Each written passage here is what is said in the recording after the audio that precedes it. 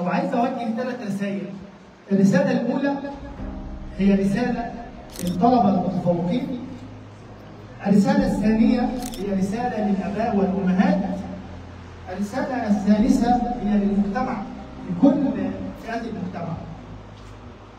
الرساله الاولى للطلبه المتفوقين، احنا جايين النهارده بنشرف ان احنا بنكرمك لان احنا شايفينك انت المستقبل. شايفينك انت اللي هتقود هذه الدوله. احنا بنحاول، احنا النهارده موجودين علشان حضرتك. فانت بالنسبه لنا الهدف الرئيسي والهدف الاساسي. النقطه الثانيه قبل النقطه الاولى في الرساله الاولى ان اجتهادك ده واجب عليك انك انت هتكون احد افراد هذا المجتمع. لان باباك ومامتك بيكونوا في اشد مؤشر سعاده عندهم بيكون في ذرته لما انت تكون ناجح. باباك ومامتك مستعدين يبذلوا كل الجهد علشانك انت. فدي الرساله الاولى لابنائنا الطلبه المتفوقين، اجتهدوا علشان ما عندكوش مسار ثاني الا العلم. اي واحد عايز يحقق حلمه لازم يجتهد في هذا المسار. وكمان خلي ابوك وامك قدام عينيك اللي عايزين دايما يشوفوك في احسن حاجه. ويقتطعوا من اكلهم ومن لبسهم ومن كل مش عايشين، هم عايشين عشانك انت.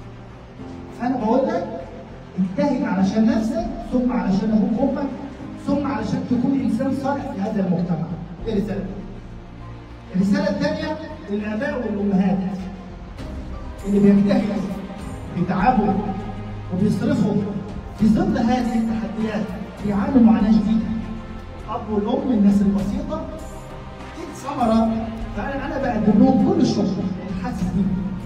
ابوك وامك دول بيجتهدوا انا علشان يشوفوك احسن حاجه، فبيقتطعوا من اجلهم. ممكن باباك ومامتك يلبسوا لبس عادي جدا، يقعد سنه واثنين عم يشتري لبس بسيط بس بيلبسك احسن. ابوك وامك بيديك فلوس الدرس وبيعلمك علشان يشوفك احسن حاجه. ممكن ياكل اكل بسيط بس انت لا.